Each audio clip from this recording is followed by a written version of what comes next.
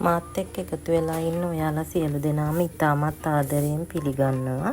ඒ වගේම මගේ video නරඹන, comment කරන, සබ්ස්ක්‍රයිබ් කරන ඔයාලා සියලු දෙනාටම ගොඩාක් ස්තුතියි.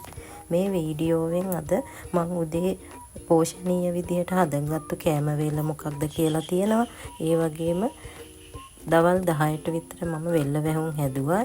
ඒක හදාගත්තේ කොහොමද කියලාත් වීඩියෝවේ තියෙනවා. ඒ වගේම මම දවල්ට උයපු බටු මෝජුවත් මං ගෙනල්ලා තියෙනවා.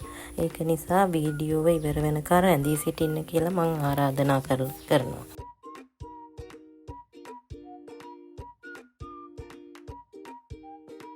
මේ මං උදේට අද සකස් කරගත්තු උදේ ආහාර වේල.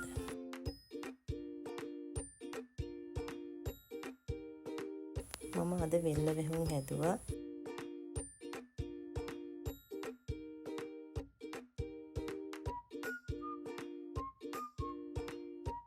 මම මේකට ගත්තා හාල් පිටි ග්‍රෑම් 250ක්. ඒ වගේම පාන් පිටි මේස හැඳි 4ක් විතර ගත්තා.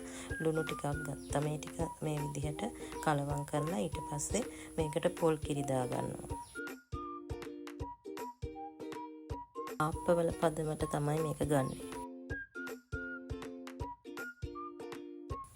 පාන් පිටි ටිකක් දාපු නිසා අර කැට ගැහෙනවා. ඒ කැට නැති වෙනකන් මේ විදිහට හොඳට කලවම් කරගන්න ඕන.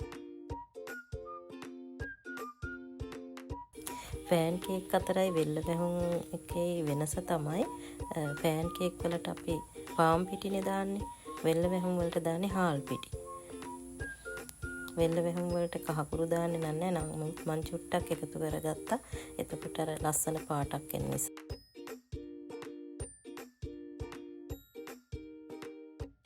මෙන්න මේ පදමට තමයි ගන්නෙ. දැන් මම මේක විනාඩි 10ක් විතර තියා ගන්නවා. දැන් සීනි ටිකක් කැරමල් කරලා ගත්තේ පැණි පොල් එක හදා ගන්න. මේකට මම සීනි ග්‍රෑම් 75ක් විතර ගත්තා. මම මේකට ලුණු ටිකකුයි ගම්මිරිස් කුඩු ටිකකුයි එකතු කරගන්නවා. දැන් පොල් ටිකත් එකතු කරගෙන මේ විදිහට පැණි පොල් එක හදා ගන්නවා.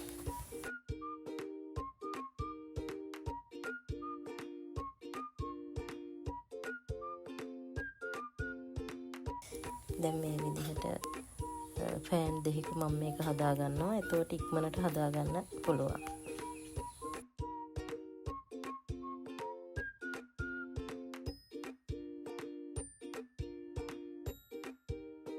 ෆෑන් කේක් වලට වඩා මේක හරි රසයි.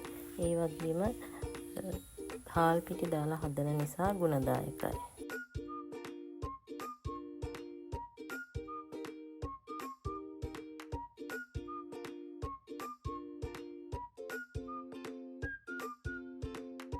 දැන් මම මේ හදාගත්තු වෙල්ල වැහුම් ටික දැන් මම දවල්ට උයන්නයි යන්නේ. මම දවල්ට අද චිකන්, ඒ වගේම බටු මෝජුවක්, ඒ වගේම පරිප්පු හැදුවා.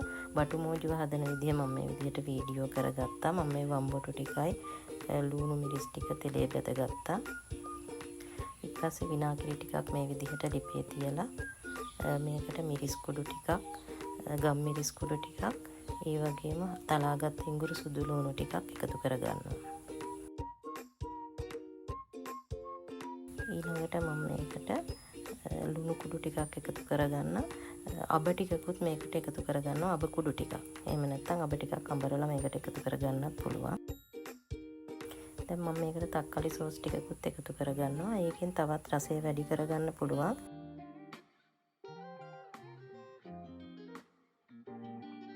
දැන් අර බෙදගත්තු බටු ටිකයි මිරිස් ලුණු ඒ ටික මේ විදිහට එකතු කරගන්නවා.